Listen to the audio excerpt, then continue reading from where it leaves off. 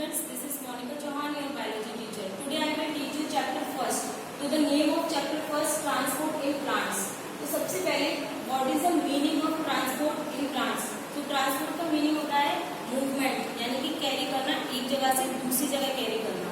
तो it's an important process for survival in plants as well as animals. So if we see in human body there are many systems. There are many systems like digestive system, respiratory system, excretory system, and they work different. तो अगर एक भी system अगर fail हो जाता है work करने में तो पूरा ह्यूमन बॉडी का सर्वाइवल रुक जाएगा. तो ऐसे उनमें से एक इम्पॉर्टेंट है ट्रांसपोर्ट. तो हमारी बॉडी में भी ट्रांसपोर्टेशन सिस्टम है, यानी कि circulatory system.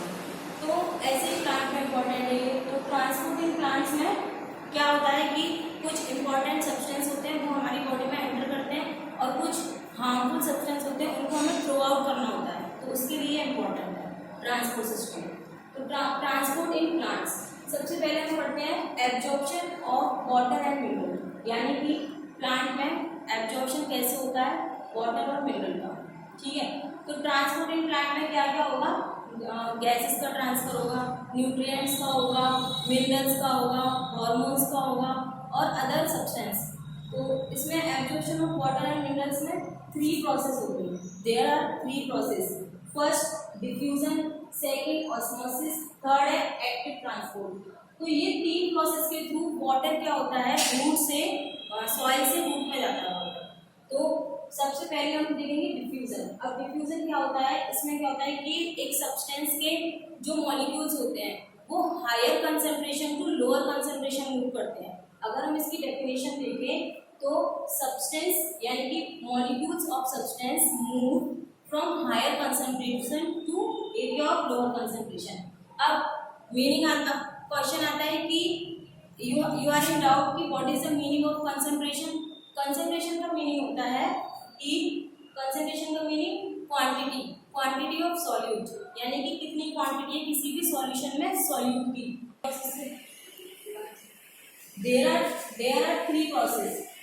First diffusion, second osmosis, third active transport. तो फर्स्ट हम आते हैं डिफ्यूजन पे. अब डिफ्यूजन होता क्या है, डिफ्यूजन में क्या होता है कि सब्सटेंस जो मॉलिक्यूल होते हैं किसी भी सब्सटेंस के वो higher concentration to lower concentration move करते हैं. अब इसकी डेफिनेशन कैसे समझेंगे. डेफिनेशन क्या है इसकी कि diffusion is a process in which molecules of substance move from higher concentration to lower concentration. ये इसकी डेफिनेशन है. But if you have confusion कि what is the meaning of concentration, what is the meaning of higher concentration, lower concentration. तो concentration का meaning क्या होता है, normally देखते हैं concentration का meaning होता है attentive के केस में जैसे एक कार्बन बोलते हैं. लेकिन यहाँ पे concentration का meaning क्या है, concentration का meaning है यहाँ पे कि quantity of molecules, यानी कि quantity of molecules कितनी अमाउंट है किसी भी सॉल्यूशन में उसकी कितनी अमाउंट है. और हायर कंसंट्रेशन का मीन्स क्या है, हायर कंसंट्रेशन मीन्स उस सॉल्यूट की ज़्यादा मात्रा और लोअर कंसंट्रेशन मीन्स उसकी कम मात्रा. एक हम थोड़ा डायग्राम में समझ लेते हैं इसको कि होता क्या है, कैसे समझेंगे higher concentration to lower concentration. जैसे मैंने यहाँ पे 2 बीकर ड्रॉ किया है, ठीक है. तो इसमें समझो सॉल्ट के मॉलिक्यूल्स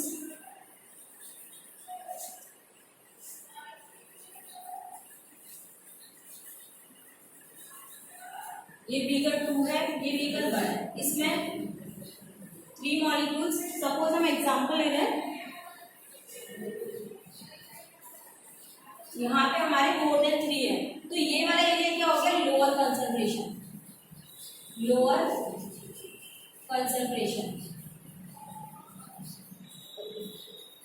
और ये वाला एरिया होगा हायर कंसंट्रेशन.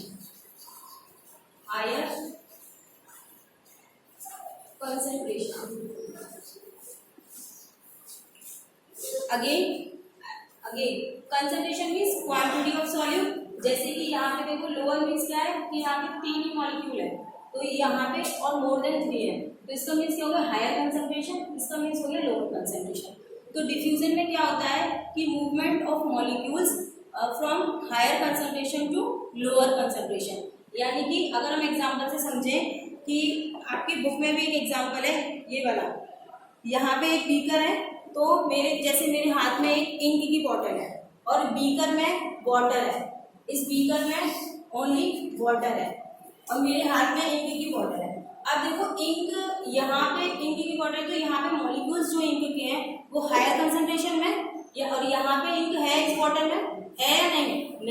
तो यहाँ पे क्या हो गया, लो कंसंट्रेशन, यानी कि इंक की कोई भी कंसंट्रेशन नहीं है, इंक की कोई भी कंसंट्रेशन नहीं, और यहाँ पे इंक के मॉलिक्यूल्स हायर है, तो ये इंक क्या होगी, इसमें स्प्रेड हो जाएगी इंक। तो higher concentration to lower concentration, क्योंकि यहाँ पे इंक के एक भी मॉलिक्यूल्स नहीं थे, तो इसका मीन्स क्या हो गया, लोअर कंसंट्रेशन, और यहाँ पे इंक के ही मॉलिक्यूल्स है, ये क्या हो गया आपका हायर कंसंट्रेशन। तो higher concentration to lower concentration. अब डिफ्यूजन में किस किस का मूवमेंट होता है, गैसेस का मूवमेंट होता है, सॉलिड का मूवमेंट होता है, मिनरल्स का होता है, वाटर का होता है। अंडरस्टैंड। अब आते हैं नेक्स्ट पर, ऑस्मोसिस। ऑस्मोसिस में क्या होता है, ऑस्मोसिस में भी यही होता है कि मूवमेंट ऑफ मॉलिक्यूल्स, यानी कि मूवमेंट ऑफ सॉल्वेंट, सॉल्वेंट के लिए मॉलिक्यूल्स का जो मूवमेंट है वो भी higher concentration to lower concentration होता है। लेकिन इसमें क्या होता है, एक मेम्ब्रेन होती है, उस मेम्ब्रेन को बोलते हैं सेमी परमेबल मेम्ब्रेन। क्या बोलते हैं, semi permeable membrane, semi permeable membrane. तो वो सेमी परमेबल मेम्ब्रेन क्या करती है कि वो सिर्फ सॉल्वेंट को ही पास आउट करती है, यानी कि सॉल्वेंट क्या हो गया हमारा वाटर, वाटर के मॉलिक्यूल्स भी उसमें पास आउट होते हैं, और बाकी का जो वेस्ट है वो सेलेक्टिवली होती है, वेस्ट को वो थ्रो आउट मतलब कर देती है, तो उसमें से सिर्फ वाटर ही पास आउट होता है ऑस्मोसिस में। तो प्लांट के केस में सेल में क्या होता है, एक प्लाज्मा मेम्ब्रेन होती है, वो plasma membrane semi permeable membrane का वर्क करती है, प्लाज्मा मेम्ब्रेन, ठीक है। ऑस्मोसिस में भी ये हो गया। अब आता है आपका third, active transport. Active transport opposite है इन दोनों डेफिनेशन से, इन दोनों प्रोसेस से। एक्टिव ट्रांसपोर्ट में क्या होता है कि जो सब्सटेंस के मॉलिक्यूल्स होते हैं वो lower concentration to higher concentration move करते हैं, यानी कि हम इन दोनों में क्या पढ़ रहे थे कि जो मॉलिक्यूल्स होते हैं सब्सटेंस के वो higher concentration to lower concentration move करते हैं। लेकिन एक्टिव ट्रांसपोर्ट में क्या होता है, ये अपोजिट होता है, कंसंट्रेशन ग्रेडियंट के अपोजिट होता है। इसमें क्या होता है कि ये lower concentration to higher concentration move करेगा। Lower concentration to higher concentration कैसे, जैसे यहाँ पे समझो 3 मॉलिक्यूल्स हैं, सॉइल यहाँ पे है और यहाँ पे आपके मोर देन 3 है, तो ये वाली प्रोसेस में, एक्टिव वाली में ये ऐसे मूव करेगा,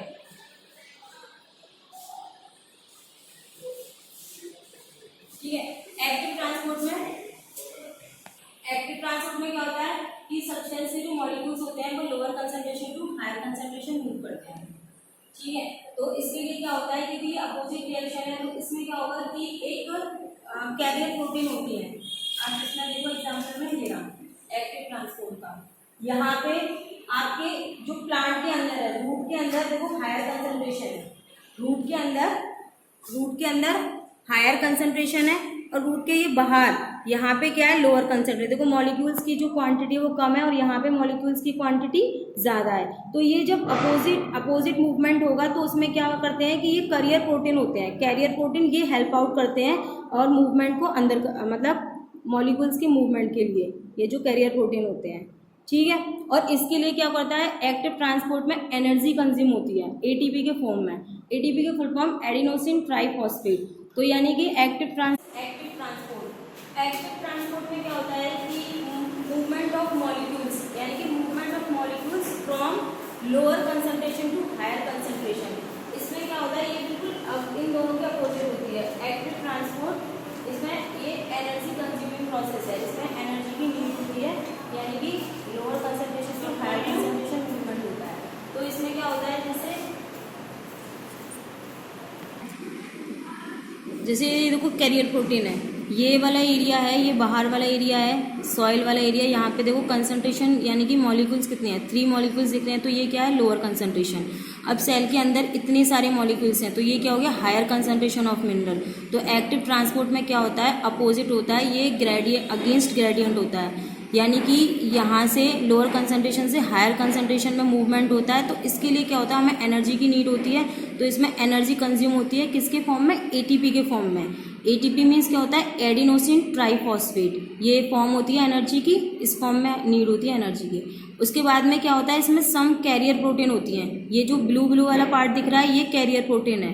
तो कैरियर प्रोटीन ये हेल्प करती हैं मॉलिक्यूल्स को एंटर करने में, यानी कि ये वाला। तो ये हो गया हमारा एक्टिव ट्रांसपोर्ट। सेल में जो इनटेक और मूवमेंट होता है वाटर का आउट, यानी कि नेट इनटेक और लॉस ऑफ वाटर होता है, वो डिपेंड करता है कंसंट्रेशन पर। तो जैसे कि जो 3 टर्म्स हैं, हाइपोटोनिक, हाइपरटोनिक, आइसोटोनिक। हाइपोटोनिक में क्या होता है, मतलब या तो एनिमल सेल या प्लांट सेल। हम रखते हैं hypotonic solution. Hypotonic solution means होता है डाइल्यूट। ये है आपका सॉल्यूशन, डाइल्यूट सॉल्यूशन। तो ये डाइल्यूट सॉल्यूशन मतलब शुगर सॉल्यूशन, पतला। इसके अंदर हमने एनिमल सेल रखी या प्लांट सेल रखी, तो वो क्या करेगा, अब यहाँ पे कंसंट्रेशन क्या है, ज़्यादा है वाटर की और यहाँ पे कम है। तो सेल क्या करेगी, वाटर को गेन करेगी, यानी कि वाटर लेगी थ्रू प्रोसेस ऑफ ऑस्मोसिस, यानी कि ऑस्मोसिस के थ्रू। तो ये हो गया हाइपोटोनिक। अब एक और टर्म है हाइपरटोनिक। हाइपरटोनिक में क्या होता है कि सेल के अंदर यानी कि सेल के अंदर वाटर होता है, वाटर की कंसंट्रेशन होती है ज़्यादा, हायर कंसंट्रेशन होता है, और सॉल्यूशन क्या होता है, बहुत ही ज़्यादा कंसंट्रेटेड होता है, यानी कि इसके अंदर शुगर सॉल्यूशन की जो कंसंट्रेशन है वो लोअर होगी। तो इस प्रोसेस में क्या होगा कि सेल क्या है, वाटर रिलीज करेगी और फिर क्या हो जाता है, श्रिंक हो जाती है सेल। तो उस प्रोसेस को कहेंगे हम हाइपरटोनिक। थर्ड टर्म आती है आइसोटोनिक। आइसोटोनिक में क्या होता है कि दोनों की कंसंट्रेशन, यानी कि सेल के अंदर ये जो वाटर है उसकी कंसंट्रेशन और सॉल्यूशन की कंसंट्रेशन सेम होगी। तो आइसोटोनिक में there will be no change, कोई भी चेंज नहीं होगा। क्यों चेंज नहीं होगा, क्योंकि दोनों में जो कंसंट्रेशन है सॉल्यूशन और उसकी सेल की वो क्या है, सेम है। तो ये तीनों टर्म हो गए। उसके बाद हम आते हैं कि अब प्लांट के अंदर वाटर कैसे मूव करता है। तो सबसे पहले हम पढ़ते हैं lower plants and higher plants.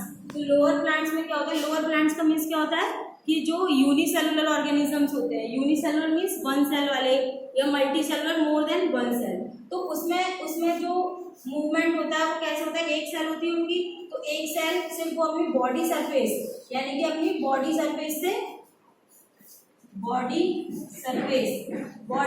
से सिर्फ डिफ्यूजन ऑस्मोसिस के थ्रू मूवमेंट करते हैं। ये हो गया लोअर प्लांट्स में।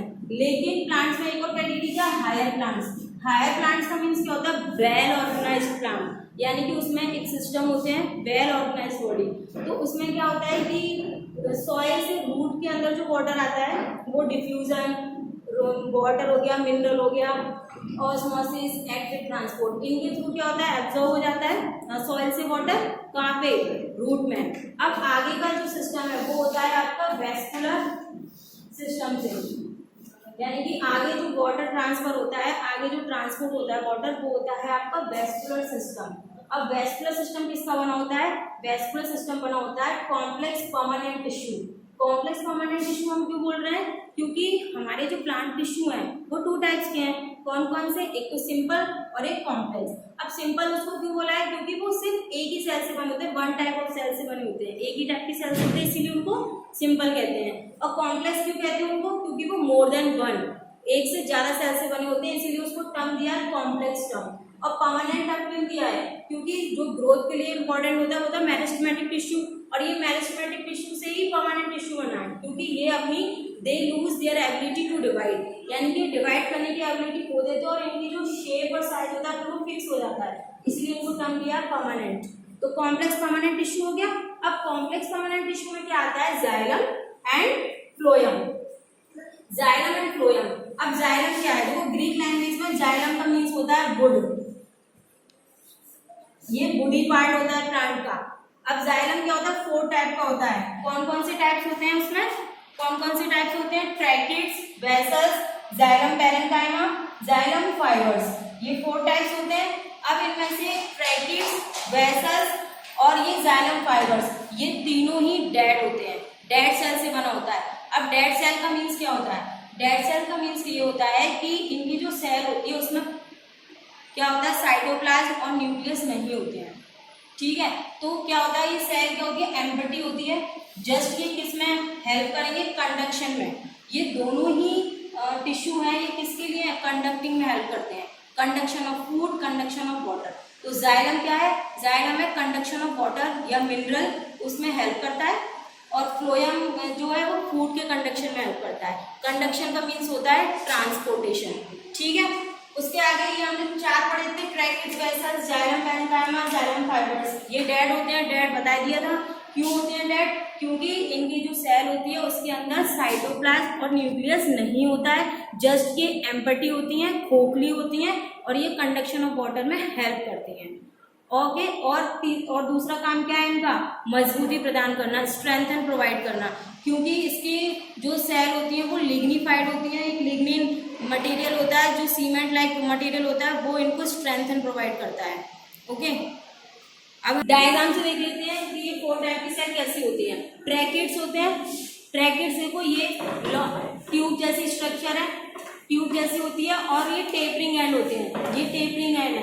टेपरिंग एंड इसको बोलते हैं, ये लीफ है, लीफ के ये नुकीले वाले पार्ट होते हैं, ये टेपरिंग एंड होते हैं। तो ये ट्यूब जैसी स्ट्रक्चर होती है और इनके अंदर क्या होता है, फिर दूसरी है वेसल्स, ये भी ट्यूब लाइक स्ट्रक्चर होती है, इनके अंदर पिट्स होते हैं, ये पिट्स किस में हेल्प करते हैं, conduction of water, conduction of water का मीन्स ट्रांसपोर्टेशन ऑफ वाटर में हेल्प करते हैं। जाइलम पैरेन्काइमा, जाइलम पैरेन्काइमा ये वाला पार्ट है, ये वाला पार्ट, यही जाइलम के अंदर ये वाला पार्ट है जो अलाइव है और ये किसका वर्क करता है, ये कंडक्शन में भी हेल्प करता है और स्टोरेज में भी हेल्प करता है, यानी कि फूड स्टोरेज में ये हेल्प करता है। और जाइलम फाइबर ये डेड टिश्यू है, ये सिर्फ प्लांट को मैकेनिकल सपोर्ट प्रोवाइड करता है, मैकेनिकल सपोर्ट मीन्स उसको मजबूती प्रदान करता है। अब आते हैं हम अपना दूसरा पार्ट है हमारा फ्लोएम। फ्लोएम क्या है, ये आपका फूड कंडक्टिंग टिश्यू है, यानी कि ये फूड का ट्रांसपोर्ट करता है, जो फोटोसिंथेसिस के प्रोसेस के थ्रू लीव्स में जो खाना बनता है, फूड बनता है, वो ट्रांसफर करता है। तो ये भी 4 टाइप का होता है, sieve tube, companion cell, phloem parenchyma और फ्लोएम फाइबर्स। डायग्राम से देख लेते हैं इसको, ये कैसा होता है, ये देखो, ये कंपेनियन सेल्स है, ये ऐसे एंड टू एंड जुड़ी होती हैं, इनके अंदर न्यूक्लियस भी होता है, क्योंकि इसमें फ्लोएम में कंपेनियन सेल, सीव ट्यूब और ये फ्लोएम पैरेन्काइमा, ये तीनों ही अलाइव होते हैं। और फ्लोएम फाइबर, ये जो फाइबर वाला पार्ट है ये डेड होता है। जहां फाइबर वाला पार्ट है ये डेड है, क्योंकि इसके अंदर साइटोप्लाज्म और न्यूक्लियस नहीं है, ये सिर्फ मैकेनिकल सपोर्ट प्रोवाइड करता है। और ये फ्लोएम पैरेन्काइमा ये स्टोरेज में हेल्प करता है। कंपेनियन सेल्स और सीव ट्यूब भी कंडक्शन ऑफ फूड में हेल्प करती हैं। ये सीव ट्यूब है, ये वाला पोर्शन सीव ट्यूब है, ये सीव प्लेट होती हैं, ये परफोरेटेड होती हैं। परफोरेट मीन्स क्या होता है, छिद्र युक्त होती हैं और इनसे क्या होता है, कंडक्शन में हेल्प होता है। सीव प्लेट्स ये है, companion cells end to end जुड़ी होती है, ये ओके। तो ये हमारा ये वेस्कुलर सिस्टम हो गया, जो हायर प्लांट्स में एक वेल सिस्टम होता है जो कि हेल्प करता है कंडक्शन में। नेक्स्ट टॉपिक है transport of water and minerals, यानी कि हायर जो प्लांट्स होते हैं उनमें ट्रांसपोर्ट कैसे होता है वाटर और मिनरल्स का। इससे पहले हमने क्या पढ़ा था, एब्जॉर्प्शन, यानी कि सॉइल से रूट में वाटर और मिनरल का एब्जॉर्प्शन कैसे होता है, इन 3 प्रोसेस के थ्रू पढ़ा था।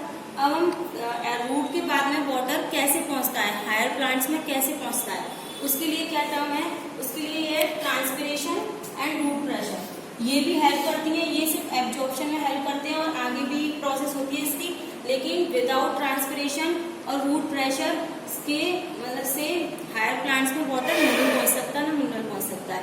तो सबसे पहले हम जान लेते हैं कि ट्रांसपिरेशन होता क्या है। तो you know what is the transpiration, या what do you mean by the word transpiration? I will tell you. Transpiration क्या होता है कि वाटर वेपर के फॉर्म में जो वाटर होता है, वाटर का निकलना एज अ वाटर वेपर, उसको बोलते हैं ट्रांसपिरेशन। मीन्स क्या होता है, जो रूट होती है सॉइल से जो वाटर एब्जॉर्ब करती है, उसकी स्मॉल अमाउंट ही प्लांट की फोटोसिंथेसिस के लिए या अदर बायोकेमिकल प्रोसेस के लिए इंपॉर्टेंट होती है। और जो रेस्ट वाटर होता है, rest water is given out in the form of water vapour, in the form of water vapour is called transpiration. ये प्रोसेस ट्रांसपिरेशन होती है। अब इसमें क्या होता है, ट्रांसपिरेशन जो वाटर वेपर के रूप में निकलता है उसके लिए तो कोई एक प्रोसेस है। ये प्रोसेस है, ये जो डायग्राम के थ्रू है कि अब ऐसे एनवायरनमेंट में तो वाटर वेपर निकल जाती है, हमें नहीं पता चलता, लेकिन इस डायग्राम से, इस प्रोसेस से हम देख सकते हैं कि जो वाटर निकलता है प्लांट से वो वाटर वेपर के रूप में निकलता है। कैसे निकलता है कि एक पॉटेड प्लांट रखा, यानी कि एक प्लांट रखा, उसको प्लास्टिक बैग से कवर कर दिया, प्लास्टिक बैग से कवर कर दिया, फिर उसके ऊपर ये एपरेटस है, ये एपरेटस है। इस एपरेटस का नाम है बेल जार। क्या नाम है इसका? Bell jar. और ट्रांसपिरेशन की जो प्रोसेस होती है वो होती है डे टाइम में, sun in the presence of sunlight. तो क्या, जब वो हीट पड़ेगी प्लांट पे तो क्या होगा कि हम इसको ना, इस पॉटेड प्लांट को बेल जार से कवर करके थोड़ी देर के लिए हम एब्जॉर्ब के लिए रख देते हैं, ऑब्जर्वेशन के लिए हीट में, सनलाइट में। तो क्या होगा, थोड़ी देर बाद ये ड्रॉपलेट के रूप में मॉइस्चर इस बेल जार में यहाँ पे एक्यूमुलेटेड हो जाएगा, यानी कि इकट्ठा हो जाएगा ड्रॉपलेट के रूप में। इस टाइप से हमें पता चलता है कि प्लांट से जो वाटर होता है एज अ वाटर वेपर निकलता है, उस प्रोसेस को ट्रांसपिरेशन कहते हैं। जो अनयूज्ड वाटर होता है, यानी कि जितनी क्वांटिटी उसको चाहिए होती है प्लांट को वो तो यूज कर लेता है, लेकिन जो एक्सेस वाटर होता है उसमें जिसकी उसको नीड नहीं है, उसको वो वाटर वेपर के थ्रू निकल जाता है, उसको बोलते हैं ट्रांसपिरेशन। Understand transpiration.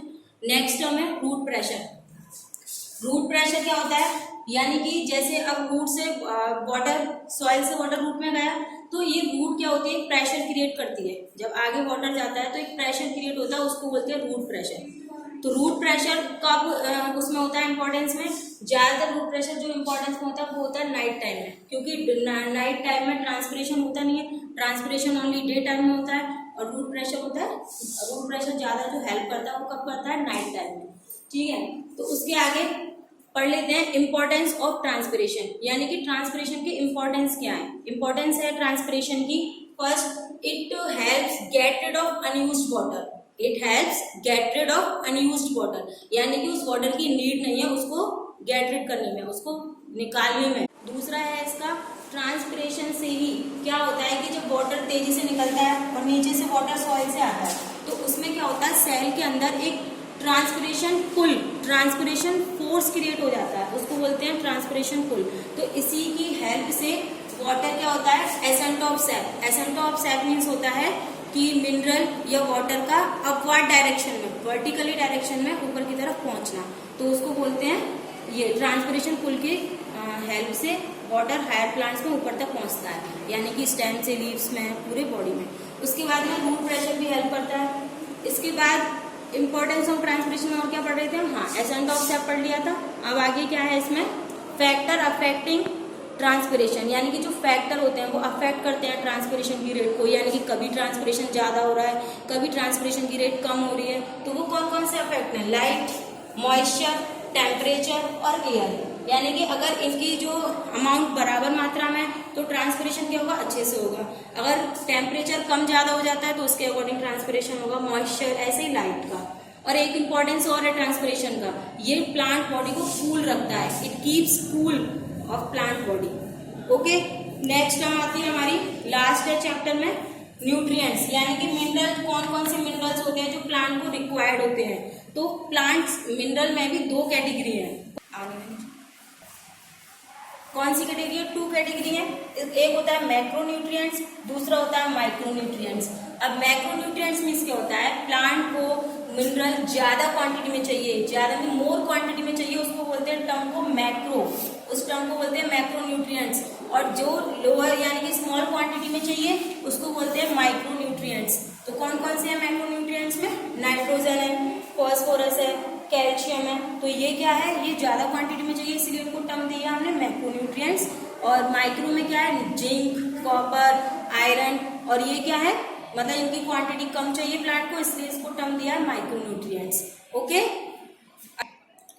इस टेबल से हम समझ लेते हैं कि कौन कौन से मिनरल्स हैं, उनके फंक्शंस क्या हैं। अगर इन मिनरल्स की कमी हो जाती है प्लांट में तो कौन से सिम्टम्स अराइज होते हैं। तो फर्स्ट देखो यहाँ पे नाइट्रोजन है, नाइट्रोजन का फंक्शन क्या है, सिंथेसिस ऑफ प्रोटीन, यानी कि सिंथेसिस मीन्स क्या होता है, फॉर्मेशन, प्रोटीन का निर्माण करना। अब अगर नाइट्रोजन की कमी हो गई प्लांट के अंदर तो सिम्टम्स क्या होगा, येलो लीव्स हो जाएंगी, यानी कि लीव्स कैसी हो जाएंगी, पीली हो जाएंगी। क्यों? Due to lack of chlorophyll. अगर क्लोरोफिल क्या होता है, ग्रीन पिगमेंट, अगर प्लांट के अंदर ग्रीन पिगमेंट नहीं है तो इट मीन्स नाइट्रोजन की कमी हो गई उसके अंदर, और उस डिजीज को बोलते हैं क्लोरोसिस। ठीक है, और प्लांट की क्या होगी, स्लो ग्रोथ हो जाएगी। स्लो ग्रोथ यानी कि धीरे धीरे वो ग्रो करेगा। नेक्स्ट आते हैं मिनरल्स पे, फॉस्फोरस। देखो फॉस्फोरस का क्या वर्क है, सिंथेसिस ऑफ सेल मटेरियल्स, यानी कि सेल के अंदर जो मटेरियल्स होते हैं उसका निर्माण करना। अगर इसकी कमी होती है तो क्या हो जाता है, रूट्स और शूट्स। शूट्स किसको बोलते हैं, प्लांट ऊपर वाले पार्ट को, रूट से अपर वाला पार्ट जो है प्लांट का, स्टेम वाला पार्ट उससे भी ऊपर। तो roots and shoot are too short, यानी कि अगर इसकी कमी हो जाती है तो वो बहुत छोटे हो जाएंगे, पतले हो जाएंगे, और उस पतले वाली डिजीज को बोलते हैं हाइपोप्लाजिया। क्या बोलते हैं, हाइपोप्लाजिया। लीव्स गिरने लग जाएंगी,